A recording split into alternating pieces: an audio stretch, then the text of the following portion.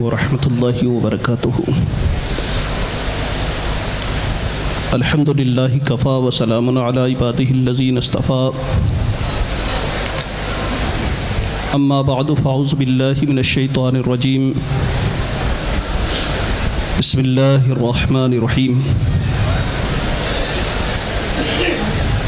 ممبر نور پر جلوہ بار ملت اسلامیہ کے باوقار علماء کرام، مشائخ اعظام، حاضرین بزم، میرے مادر علمی گہوارہ علم و ادب دارالعلوم اہل سنت فیضان اشرف کے اندر سالانہ جلسہ دستار بندی کے موقع پر آپ حضرات تشریف لائے، میں دل کی گہرائی سے آپ حضرات کا خیر مقدم کرتا ہوں۔ استاذ محترم، محسن و مربی، حضور مصلح قوم و ملت، شیخ الجامعہ حضرت علامہ الحاج حافظ و قاری محمد سعید صاحب قبلہ اشرفی دامت اللہ نے دارالعلوم اہل سنت فیضان اشرف کی جو اولیات ہیں اور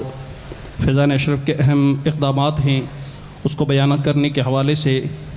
مجھے ناچیز کو جو ذمہ داری دی ہے وہ تحریری طور پر عمل میں لائی گئی، جس کو میں آپ حضرات کے سامنے ذکر کرنے کی سعادت حاصل کر رہا ہوں۔ بیش سب سے پہلے تو یہ آپ حضرات ذہن نشی کر لیں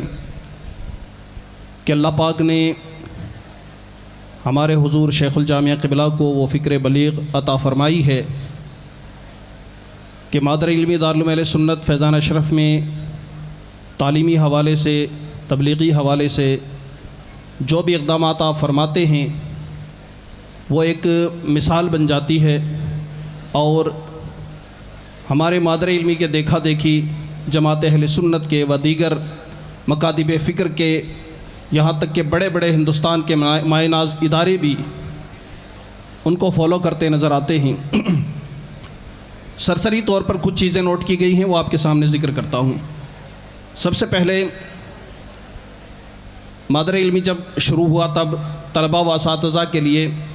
چونکہ عام طور پہ مدرسوں میں یونیفارم وغیرہ کا، اساتذہ کے لیے یونیفارم وغیرہ کا سسٹم نہیں ہوا کرتا تھا اس زمانے میں، مدرسہ کے وقت طلباء کے لیے یونیفارم اور اساتذہ کے لیے بھی جبہ شریف، امامہ شریف اس کا التزام کیا گیا۔ دوسرا، دارالعلوم فیضان اشرف میں شعبہ کتابت، جسے موجودہ زمانے میں کیلی گرافی کہا جاتا ہے،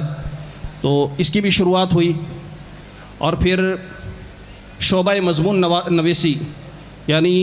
تحریری میدان میں طلباء آگے بڑھ سکیں، اس کے لیے دارالعلوم فیضان اشرف کے اندر مضمون نگاری کا مستقل شعبہ قائم کیا گیا، اور اولین دور میں استاذ محترم مرحوم حضرت علامہ مولانا تصور حسین صاحب قبلہ علیہ رحمہ، اللہ ان کو غریق رحمت فرمائے، آمین، ان کی اس کے اوپر کافی محنتیں رہی ہیں، اور آج الحمدللہ مولانا خلیل صاحب اس کے اوپر کافی محنتیں فرما رہے ہیں۔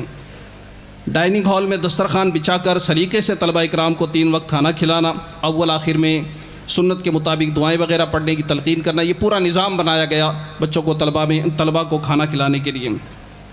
ادارے کی فضا کو خوشنما اور اچھا رکھنے کے لیے اور عمدہ نظم کے ساتھ اس ادارے کے لیے گارڈن بنایا گیا، تاکہ اس کی ماحولیاتی جو آلودگی ہے وہ ختم ہو سکے اور ایک اچھا پرکیف ماحول پیدا ہو سکے، تاکہ اس اچھے انوائرمنٹ کے اندر، اچھے ماحول کے اندر بچوں کو پڑھنے میں اور پڑھنے کے ماحول بننے میں بڑی آسانی پیدا ہو جائے۔ پھر طلباء کے مطالعے کے لیے 50 بائی 30 کا ایک وسیع بڑا ہال بنا کر اس میں نعیمی لائبریری حضور شیخ طریقت حضرت علامہ و مولانا سید شاہ نعیم اشرف صاحب رحمۃ اللہ تعالیٰ علیہ کی نسبت سے نعیمی لائبریری کا قیام کیا گیا، جس میں طلباء اپنے ذوق مطالعہ کے حساب سے مطالعہ کرتے ہیں۔ تقریری مشق کے لیے اساتذہ اکرام کی نگرانی میں جمعرات کو ظہر کی نماز کے بعد سے لے کر عصر تک ایک بزم ہوتی ہے، اور یہ آج سے نہیں بلکہ 1995 سے لے کر آج تک یہ جاری ہے، اور اس کا فائدہ یہ ہوتا ہے کہ دارالعلوم میں پڑھنے والے طلباء تقریری میدان میں، تبلیغی میدان میں مضبوط ہوتے ہوئے نظر آتے ہیں۔ بیش بعد نماز فجر و مغرب و عشاء میں اسباق دہرانے کے لیے اساتذہ کی نگرانی رکھنے کی جو شروعات کی وہ اس ادارے سے ہوئی، کہ نماز مغرب کے بعد میں بھی حلقے لگتے ہیں پڑھنے کے، تکرار کرنے کے، عشاء کے بعد میں بھی حلقے لگتے ہیں، اور استاذ کی نگرانی ہوتی ہے، باقاعدہ جو استاذ نگرانی فرماتے ہیں ان کو مشاہرہ دیا جاتا ہے، ان کو اس کا باقاعدہ ان کا وظیفہ مقرر کیا جاتا ہے۔ بعد نماز فجر طلباء کو کلام اللہ کی تلاوت کرنے کا ایک التزام ہے، مکمل لازم کیا گیا ہے کہ طلباء فجر کی نماز کے بعد ناشتہ کرنے سے پہلے تلاوت کلام اللہ کریں گے اور استاذ اس کی نگرانی فرمائیں گے۔ یہ بھی ایک بہترین پہل ہے دارالعلوم فیضان اشرف کی۔ طلباء کو دعوت و تبلیغ کا ہنر سکھانے کے لیے وقتاً فوقتاً دعوت اسلامی کے مبلغین کی نگرانی میں مدنی قافلوں میں سفر کروانا، یہ بھی ایک ادارے کی انفرادی کوشش ہے ماشاءاللہ، جس کی وجہ سے تبلیغ کا ذوق بھی بڑھتا ہے اور طلباء کے ذریعے دین اسلام کی تبلیغ بھی ہو جاتی ہے۔ دورہ حدیث کے طلباء کو فراغت سے پہلے 1 ماہ یا 2 ماہ کے لیے مدنی قافلے میں بھیج دیا جاتا ہے، اور تاکہ فارغین جو ہیں وہ عوام کے اندر پہنچیں اور انہیں کھل کر کے دین کی تبلیغ کرنے کا سلیقہ پیدا ہو جائے۔ سالانہ جلسے کے موقع پر فارغین کے مضامین کو، جو مضمون وہ لکھتے ہیں، ان تمام مضمونوں کو یکجا کر کے بنام مقالات فیضان اشرف کتابی شکل میں عوام اہل سنت کے سامنے پیش کر دیا جاتا ہے، تاکہ ادارے کے اندر جو مضمون نوشتی کا جو شعبہ قائم کیا گیا ہے اس کا بھی اظہار ہو جائے، اور ساتھ ہی ساتھ مضامین جو کارآمد مضامین لکھے ہوتے ہیں طلباء کے ذریعے، اس سے عوام استفادہ کر سکتی ہے۔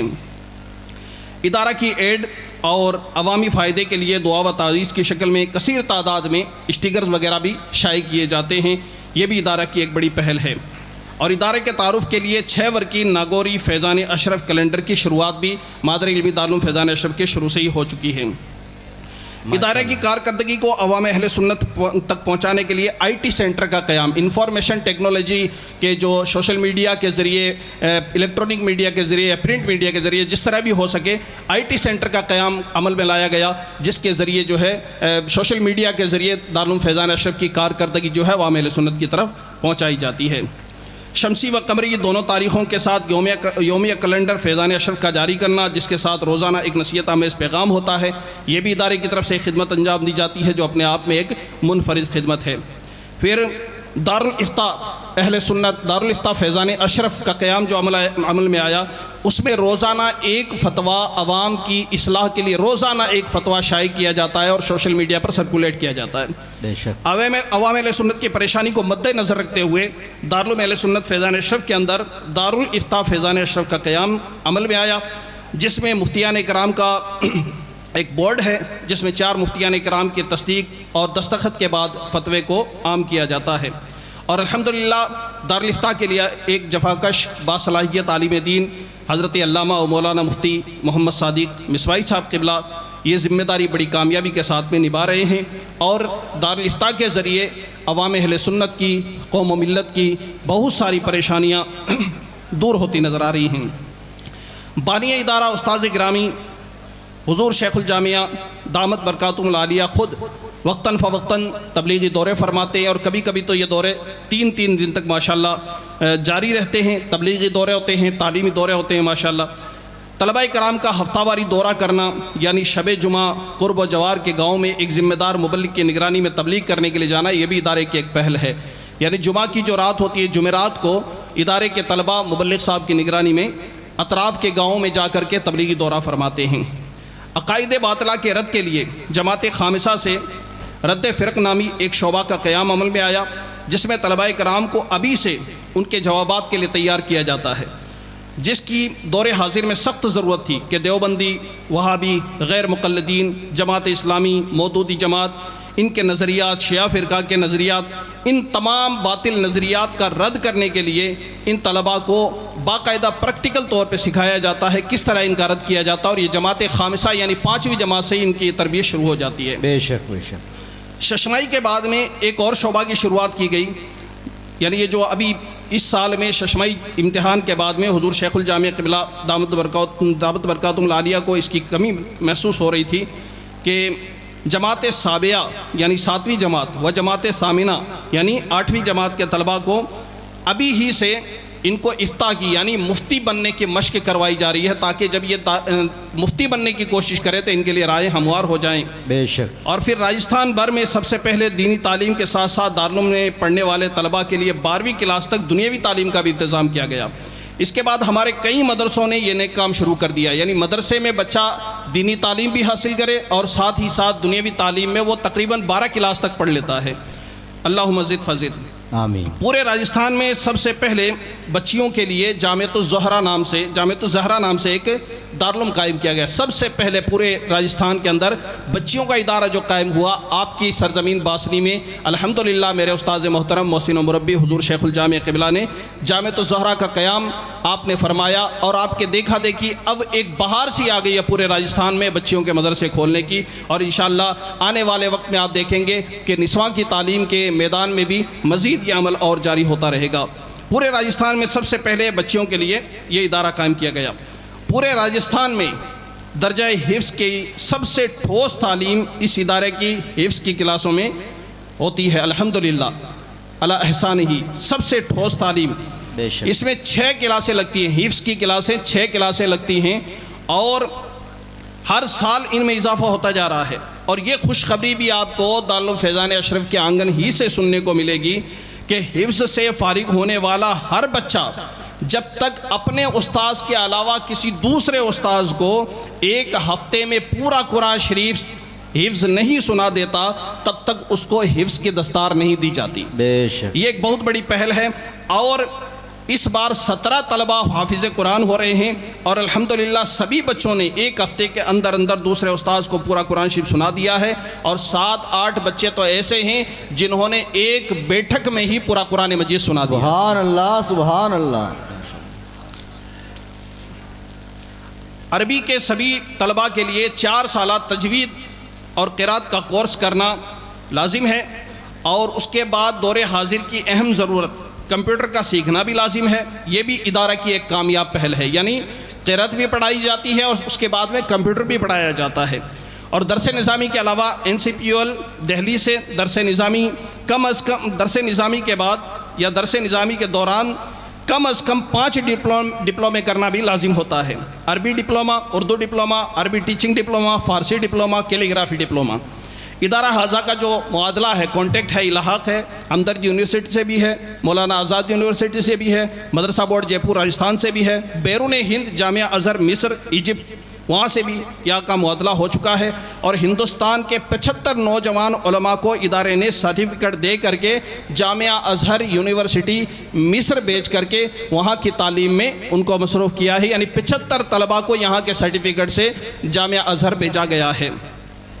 اور کچھ طلباء کرام نے MA بھی کیا، BA کیا، B.Ed کیا، اور ان ساری ڈگریوں کو حاصل کرنے کے بعد میں یہاں تک کہ یہاں کے 2 فاضل عالموں نے PhD بھی کی، اور ایک فاضل عالم FEL یونیورسٹی حیدرآباد میں اور دوسرے فاضل علی گڑھ یونیورسٹی علی گڑھ میں لیکچرار کی خدمت انجام دے رہے ہیں۔ یہ بھی اپنے آپ میں ایک بہت بڑی کامیابی ہے، اور کچھ طلبہ ابھی بھی یونیورسٹیز کے اندر پڑھ رہے ہیں۔ یہ دارالعلوم فیضان اشرف کی ایک بہترین کامیابی ہے۔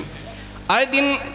ضرورت کے پیش نظر ادارے کی طرف سے کارآمد شعبے کھلتے جا رہے ہیں۔ آپ حضرات کا اسی طرح تعاون رہے گا تو انشاءاللہ فیوچر میں نرسنگ کالج بھی بنے گا، IT کالج بھی بنے گا، ITI بھی کالج بنے گا، BMS کالج بھی بنے گا، B.Ed کالج کا بھی قیام انشاءاللہ عمل میں آئے گا۔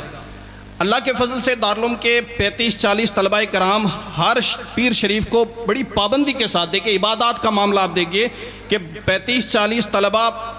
ہر پیر کو بڑی پابندی کے ساتھ میں روزہ بھی رکھتے ہیں، اور افطار کے وقت مدرسے کی امداد کرنے والے آپ حضرات کے لیے خصوصی دعائیں بھی فرماتے ہیں۔ الحمدللہ گزشتہ کئی سالوں سے ہر ماہ 11ویں شب کو ختم قادریہ شریف کی محفل کا بھی انعقاد کیا جاتا ہے، نیز جمعہ کو بعد نماز عشاء آیت کریمہ کا ورد بھی ہوتا ہے۔ یہ بھی ماشاءاللہ اس طرف اوراد و وظائف کی طرف بھی توجہ دی جاتی ہے۔ روزانہ بعد نماز عصر محلہ کے ارد گرد نماز کے لیے چند طلباء کرام کا تبلیغی دورہ کیا جاتا ہے۔ الحمدللہ انہی خصوصیات کی بنا پر آج آپ کا یہ ادارہ راجستھان بھر میں ایک نمایاں مقام رکھتا ہے، جس کی بنا پر راجستھان کے مختلف اداروں کے ٹرسٹی حضرات، ممبران حضرات اپنے اداروں کے ماحول کو اچھا بنانے کے لیے، اپنے نصاب اور نظام تعلیم کو بہتر کرنے کے لیے وقتاً فوقتاً یہاں سے رابطہ بھی کرتے ہیں، تشریف بھی لاتے ہیں، مشورے بھی لیتے ہیں، ضرورت پڑنے پر ملاقات کے لیے ادارے میں حاضر ہوتے ہیں، اور اس طریقے سے دارالعلوم فیضان اشرف ایک رہنما ثابت ہو رہا ہے دیگر اداروں کے لیے الحمدللہ۔ اور یہ سب کچھ ہے میرے محسن و مربی اور میرے استاذ محترم حضور علامہ مولانا حافظ وقاری محمد سید اشرفی صاحب قبلہ دامت ظلہ کی یہ جو انتھک محنتیں ہیں، کوششیں ہیں، اسی کے سبب یہ ممکن ہو پا رہا ہے۔ المختصر،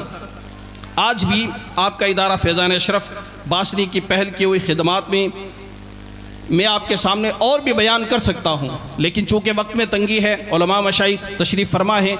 یہ جو تحریر عمل میں لائی گئی اس کو میں نے آپ کے سامنے پیش کیا۔ آپ دعا فرمائیں کہ ادارہ اسی طریقے سے دن دونی رات چوگنی ترقی کرتا رہے، اور انشاءاللہ یوں ہی یہ ادارہ آگے بڑھتا رہے، اور یہ چمنستان مختومی یوں ہی ترقی کرتا رہے۔ اللہ تبارک و تعالیٰ اس باغ مخدوم اشرف کو یوں ہی سدا باغ و بہار رکھے، اور بزرگان دین کی نگاہ کرم سے، اللہ کے فضل و کرم سے یہ ادارہ یوں ہی چمکتا اور دمکتا رہے۔ اللہ پاک میرے استاذ محترم حضور شیخ الجامعہ صاحب قبلہ دامت ظلہ کی عمر میں، حوصلوں میں اللہ پاک خوب خوب برکت عطا فرمائے۔ استغفر اللہ ربی من کل ذنب واتوب الیہ۔ السلام علیکم ورحمۃ اللہ وبرکاتہ۔ ماشاءاللہ، سبحان اللہ۔ حضرت مولانا عرفان